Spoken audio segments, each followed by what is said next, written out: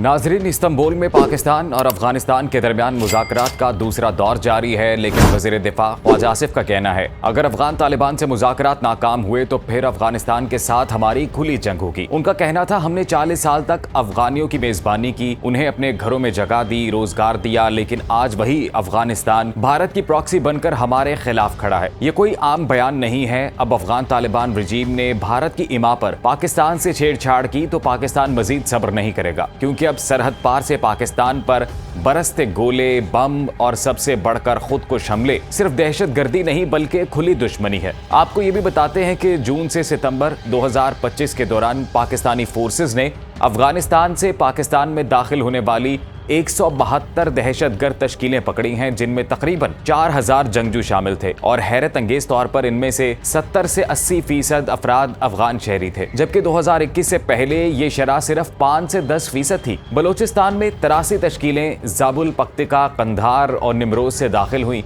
जिनमें 1200 दहशतगर्द शामिल थे। 7 अगस्त 2025 यूरोप के इलाके संबाजा में पाकिस्तानी सिक्योरिटी फोर्सेस ने 70 अफगान दहशतगर्द मार गिराए और उनकी लाशों की वापसी खुद अफगान हुकूमत ने मांगी। 25 अप्रैल को शिमाली वजीरिस्तान में ऑपरेशन में 45 अफगान जंगजू मारे गए और 30 सितंबर तक मजमूई तौर पर 267 अफगान दहशतगर्द शनाख्त के साथ हलाक हुए। सिर्फ 6 माह में अप्रैल से सितंबर 2025 तक 135 अफगान दहशतगर्द खैबर पख्तूनख्वा और बलोचिस्तान में मारे गए। ये कोई इत्तफाक नहीं, ये एक मुनज़्ज़म जंगी नेटवर्क है। 3 सितंबर बनू में फ्रंटियर कॉन्स्टेबलरी हेडक्वार्टर पर हमला हुआ। 6 दहशतगर्दों में से 3 अफगान शहरी थे। 15 अक्टूबर चमन में एक अफगान खुदकुश बमबार कार्रवाई से पहले हलाक किया गया और ये सिलसिला रुकने का नाम नहीं ले रहा। इतलात के मुताबिक तालिबान हुकूमत अफगान दहशतगर्दों के खानदानों को 50,000 अफगानी बतौर माली इमदाद देती है। टीटीपी का सरबराह नूर वली महसूद काबुल में रिहाइश पजीर है, जहां उसे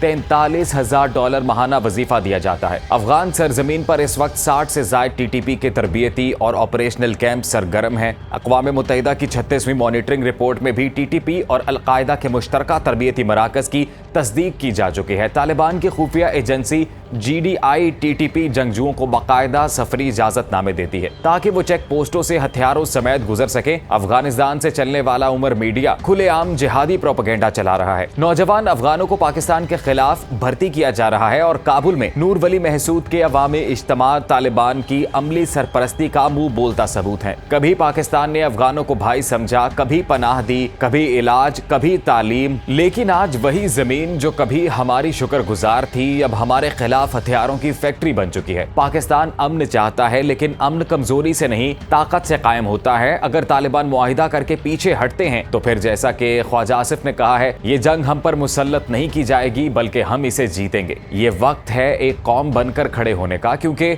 अब ये लड़ाई सरहद की नहीं, ये पाकिस्तान के वजूद की लड़ाई है।